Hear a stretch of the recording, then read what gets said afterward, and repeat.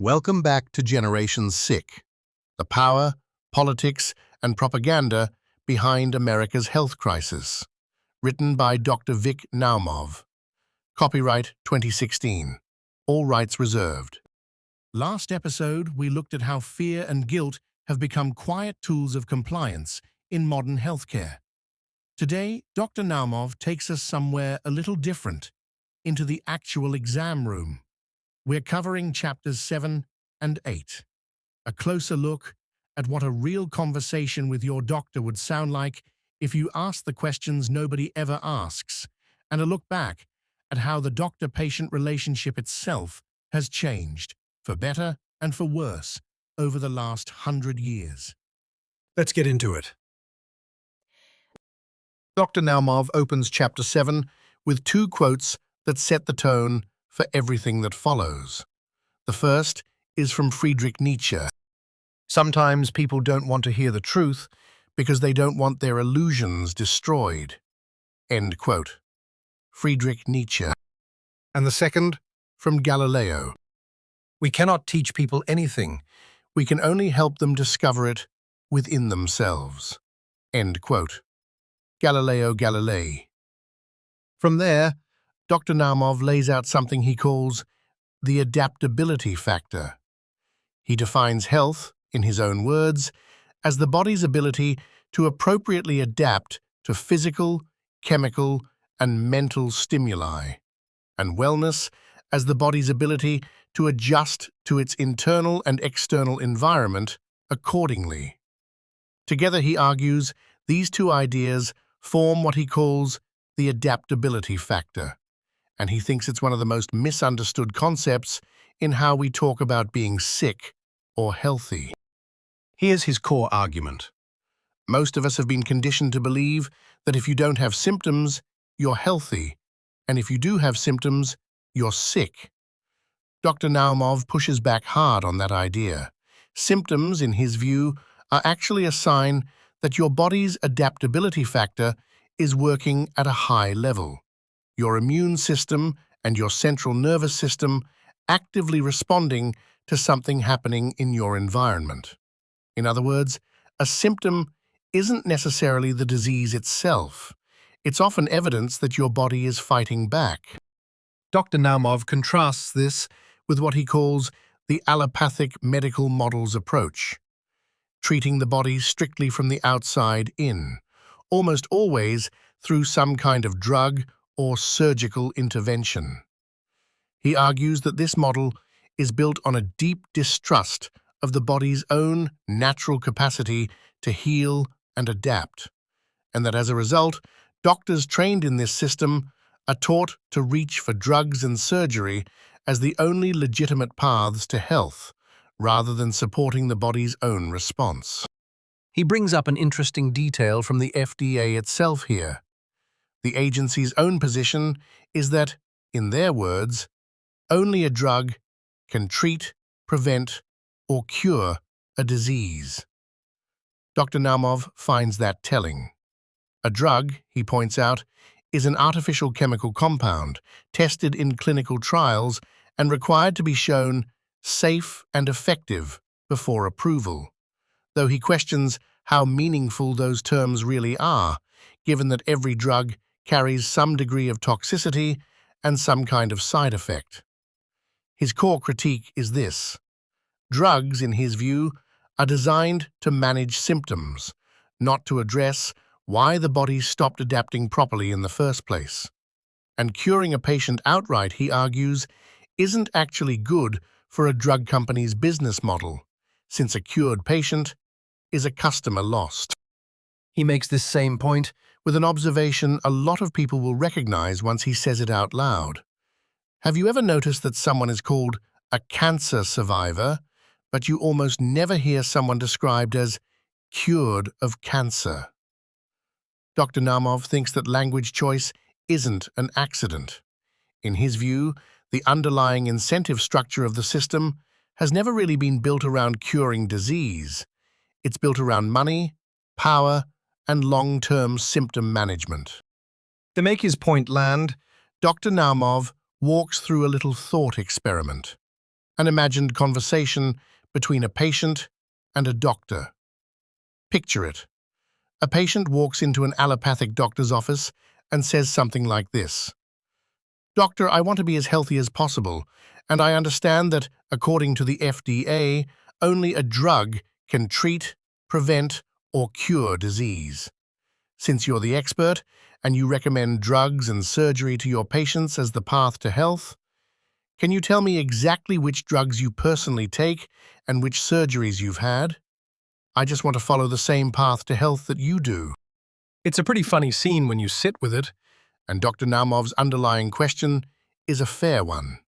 If a patient doesn't want drugs and doesn't want surgery, what else exactly is an allopathic doctor trained to actually offer them?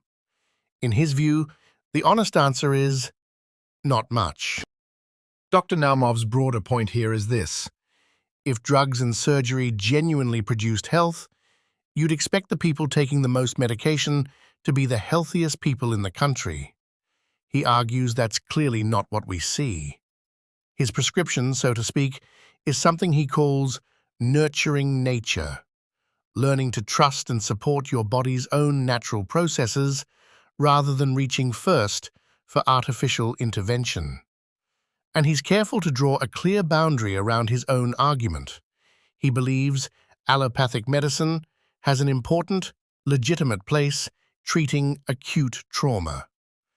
His critique is aimed specifically at relying on that same model as the default path to everyday health and wellness, which he argues it was never actually designed to provide. That's Chapter 7, the philosophy of the adaptability factor and Dr. Naumov's challenge to the idea that drugs and surgery are the only road to health. Chapter 8 takes a step back in time to look at how the relationship between doctor and patient has changed, and not entirely for the better. Dr. Naumov opens this chapter with a vivid quote from Mikhail Bulgakov's A Country Doctor's Notebook, a description of an old-fashioned doctor getting dressed for a house call, bag packed with caffeine, morphine, sterile dressings, and a stethoscope, heading out into the cold to treat a patient personally. It's a world that feels almost unrecognizable today. Dr. Naumov reminds us that before fee-for-service medicine took over, before house calls, barter payments, and small-town doctors who delivered generations of the same family's babies, the doctor-patient relationship was a genuinely personal one. A single doctor might serve a whole town for 40 or 50 years, known by name, trusted like a member of the family. He points out that two of Russia's greatest writers, Chekhov and Bulgakov, were both trained as doctors before becoming novelists, and argues that their first-hand experience treating patients gave their writing a depth of compassion and human insight that's hard to find anywhere else in literature. In the old days, Dr. Naumov writes, a doctor was woven into the fabric of his community, recognized, respected, genuinely cared for in return. Today, he argues, that relationship has been reshaped by something closer to a business transaction. Waiting rooms, sign-in sheets, a few rushed minutes with a doctor after waiting for hours, every appointment squeezed for efficiency, every interaction shaped by the underlying economics of insurance reimbursement and overhead. Dr. Naumov's point isn't that doctors today don't care, it's that the modern system, structurally, makes it extremely difficult to sustain the kind of relationship that used to define the profession. He walks through exactly why. Malpractice liability means every patient interaction carries legal risk, which pushes doctors toward ordering more tests and more specialist referrals defensively, rather than relying on judgment built from a long-term relationship. The overhead of running a modern medical practice, diagnostic equipment, administrative staff, continuing education requirements, malpractice insurance, is enormous, and insurance reimbursements often barely cover it. The result, Dr. Naumov argues, is a system that financially rewards short appointments and high patient volume over the kind of unhurried, relationship-based care that used to be the norm. And here, Dr. Naumov draws a connection back to the institutional history we covered in Episode 3. Robert McNamara, Alan Enthoven's boss at the Department of Defense, and the architect of America's industrial approach to managing the Vietnam War, brought the same systems engineering mindset from Ford Motor Company into government. Dr. Naumov notes that McNamara's Pentagon years became notorious for chronic cost overruns. Government investigators famously found cases of $50 being spent on a single screw, or $100 on a hammer that could have been bought at a hardware store for a fraction of that price. Author David Halberstam called McNamara and his team of analysts, Enthoven among them, the best and the brightest. Dr. Naumov points out, with a fair amount of dry humor, that several of these same minds who helped design the strategy behind the Vietnam War later sat at the same Jackson Hole table, where decades of American healthcare reform was quietly drafted. And he argues you can see the family resemblance. Cost overruns, bureaucratic complexity, and the kind of carefully managed language that turns difficult realities into more palatable terms. Substitute rationed care for body counts, he suggests, and the underlying pattern doesn't look all that different. That's the through line Dr. Naumov wants to leave you with from these two chapters. Chapter 7 asks you to question whether the modern medical model was ever really built to make you healthy in the first place. Chapter 8 asks you to recognize how much has been lost. A personal, trust-based relationship between doctor and patient in the process of building a system optimized for efficiency, liability management, and scale, rather than for the kind of care your grandparents' doctor used to provide. That's it for Episode 5 of Generation Sick.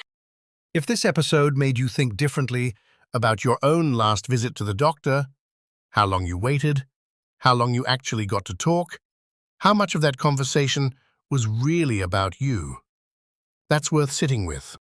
In the next episode, we keep moving forward. If you want to be there when it drops, hit subscribe and turn on notifications. And if today's episode gave you something to think about, share it with someone who needs to hear it. That's how we restore the power to the people, one listener at a time. I'm narrating Generation Sick by Dr. Vic Naumov. I'll see you in Episode 6.